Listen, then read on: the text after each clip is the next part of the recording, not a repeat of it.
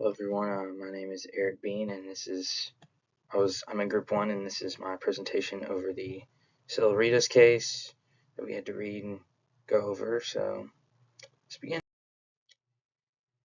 Some key points and conflicts that I found with this, starting with the key points, would be that the company has fallen behind in sales.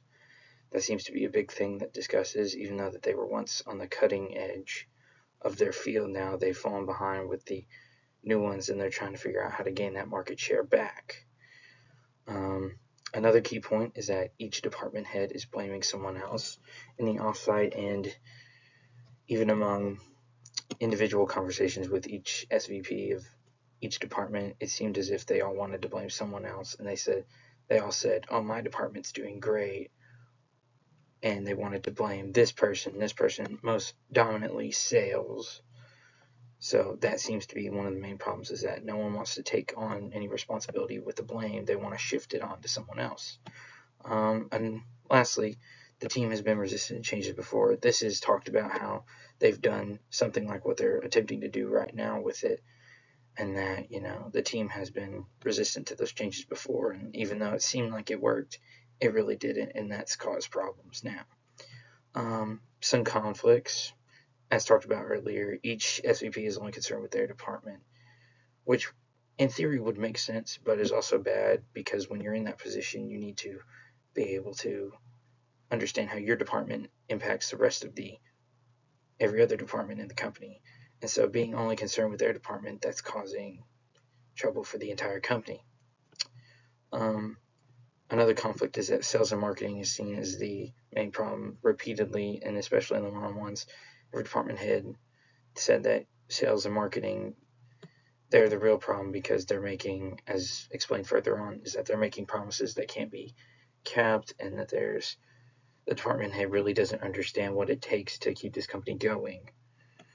And also, there's little to no communication among the SVPs. Once again, they're more concerned with their own department and really just want to focus on what they think is the best thing to do, and they don't really just want to work together. Instead, they're just more concerned on, let me focus on my department and I'll do something else. Lastly, there's a lack of confidence in the CEO. Many of the employees and the SVPs have discussed how they don't think that their CEO has the leadership abilities to be able to lead them and inspire change, and especially usher in an era of increased sales and productivity in the company.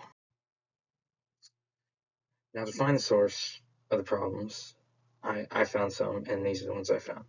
First one will be that there seems to be no innovation or expansion. The company is so focused on keeping its current customers and using them to finance everything that they aren't really focusing on developing new areas of technology or products, which even is brought up when the company is at the offsite meeting. Another thing that's brought up at the offsite meeting that seems to be a problem is there's a lack of clarity on what the company mission is, which could also be expressed in the no innovation or expansion. Since they don't have a clear mission in mind for the entire company, there's not really clarity on what they're working towards, which is creating disharmony among all the different departments of the company, which is holding them back and preventing them from being on the cutting edge as they once were. Also, each SVP is skeptical of changes. Each one of them is kind of holding back. It's kind of like, well, we've done this before. We really just don't want to, change the system. We need to, especially sales and marketing. He's like, this is what it takes to hold companies, and he doesn't want to change what he's been doing. He wants to just keep doing what he thinks he should be doing, stay that way. But that's not going to work. They need to, as one of them echoed, need to add more money and funding into the R&D to develop new sources. Also, some SVPs do not want input from others. This is causing problems because they are one company. While they are in different departments, each department affects another, and they all should be working towards the same goal and not getting input from other ones. Especially, again, in this case of sales and marketing, it's preventing them from being successful. Also, another thing that's brought up is that sales and marketing is making promises that are just not realistic. They're promising things to customers that the rest of the company can't deliver on, or is struggling to deliver on, which is costing more money and is causing other issues. Also, this could all be boiled down to what I essentially think is that there's no trust between them. It's even stated later on that when they go out there, everyone kind of loosens up a little, but there's really just not a whole lot of trust among them, which is causing mainly a lot of issues. Another big problem that I see is that the CEO is making decisions that should be made with everyone's input. Instead, he's going to one and they're telling him this, so he'll make that decision, but then another one will come to him later and be like, actually, this doesn't work. So he completely changes the decision, which affects everyone, and then people have to do things completely different.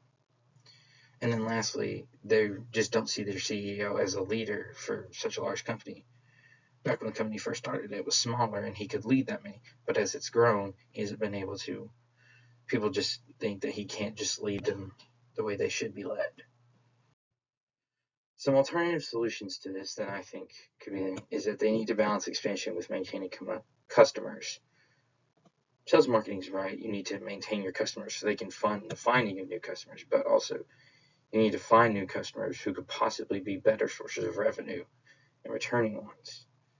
One way to do this is to reach out to new clients, make sure, find ways to get them. And they need to discuss ways to stay on mission. Like I said, there was a clear lack of mission, so they need to discuss, okay, this is our mission. Now, what are the ways that we could stay on, that we could follow this and get there? They also need to present changes to any sort of thing at the weekly meetings to SVPs. Many of them stated in the case that they felt like it was just a waste of time and they were not really doing anything productive, and that some of them would like to see the new decisions or changes brought up in those meetings. Also, a solution I think that would be good would be to team up the SVPs from certain departments. As I said earlier, most of them are only concerned with their department, which is making it difficult for them to work together and for the company to be successful. So if you team up ones with certain departments, if you put them in smaller teams, I believe it could help them grow and understand, this is how this affects this. And then if you can switch that up on say a quarterly basis and be like, okay, for this quarter you're going to work with them, then I believe that they could grow and see, okay, well, this is how we affect this department. And so it continues until everyone understands how they affect every department. And then the company, everyone is understanding that, hey, I need to do this, but I also know what's going to happen if I do this to the other departments. Also, I think sales should learn what the other departments can offer. This can help them learn that, okay, we can promise this, and then, that way they're not making the rest of the company angry at them for promising things that are too crazy. Also, I think they need to have monthly activities or quarterly for the SVPs. It was shown earlier in the case that when they all went out, they all seemed to loosen up because it was an informal setting. Having those informal activities would be good for them, so then that way they can grow to know each other on a more personal level and become friends and interact more outside of their jobs. Also, I believe that the CEO should present all the decisions to all of the SVPs at once and get their input. This is so that instead of just getting one at a time and then having to constantly change decisions, instead everyone is discussing it, and it's like, okay, what is the best option? Much like we talked about earlier, how it's more, you got to think win-win, how okay, how can I do good in this, but also how can everyone else win in this situation? And lastly, this is kind of a last-ditch effort, I believe, is perhaps find a new CEO who can lead a much larger company, or what I think is the better option is see how to improve the current CEO's leadership. Talk to him and be like, and find ways that he can improve, so that way he can better lead the company and inspire the other people in the company. Some advantages to all these solutions are that it'll put everyone on the same page, which will be good going forward, meaning everyone has the clear mission in mind. It will also create unity among them, meaning there will be less infighting and everyone will be more cohesive working together towards the company's mission. It could increase sales, which would be very beneficial, which is what the company is looking for since their sales have fallen off. And also it could help them develop new and better leaders for the future who could possibly, if the CEO doesn't work out, who could lead the company into future expansions. Some disadvantages, on the other hand, would be that the competition among the departments could become too important. When teaming them up, they could think, oh, we need to do better than these departments, which could be harmful to the rest of the company and could be detrimental to the overall mission of the company. Also, some feelings of superiority could increase among different SVPs. They could think, oh, well, because we're with this department, we're better than everyone else, which is not the case. That should be happening. Also, by trying to focus on maintaining customers, new sales could take a back burner. That is not something. You need to increase the sales while also maintaining customers. So that could be bad. And then also, some disadvantages is with some of these changes, there could be seen as a lack of trust in the CEO and the SVPs, which is not what needs to happen. Instead, the board needs to show, the company board needs to show, and the trustees need to show that they have trust in the CEO and the SVPs to do their jobs that they were hired for and succeed at them. Some courses of action would be, I would encourage the SVPs to go out to dinner. However, there are some issues with this. First of all, it could negatively impact company reputation, as stated in the first one. The first one, they went out to a bar, and that's where drinking is encouraged and alcohol, and that could be detrimental to the company reputation, especially if, say, a client were there at the same time. Then it'd be like, oh, that's how that person from that company is. Well, I don't want to do business with them anymore. And then you could lose sales, which is not what the company wants. I would be sure in that situation to put a set of guidelines. It's like, here's what you can do with these company dinners. Here's what you can't do. Much like UMHB has done with professors that I've talked to.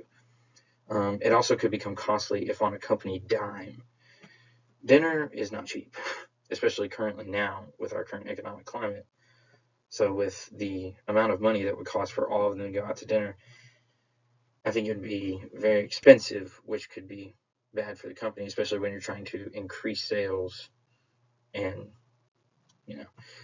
then I also think that holding more offsites could also be a good way to increase unity among the SVPs.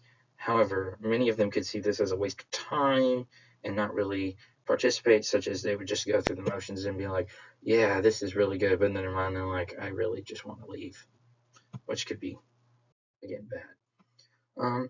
Some moral issues I see with this is that the company seems more concerned with profit and sales and being the leader in the industry instead of focusing on, well, how can we best benefit our clients and our customers?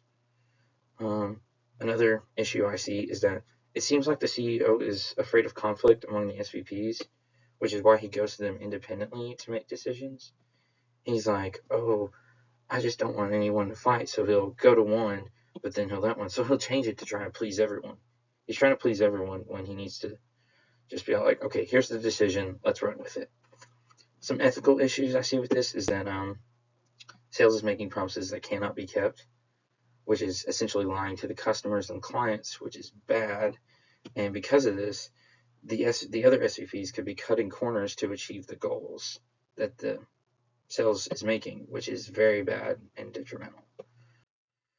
Some topics from the class that I think this covered was from the 7 habits, particularly habit 2 and 6.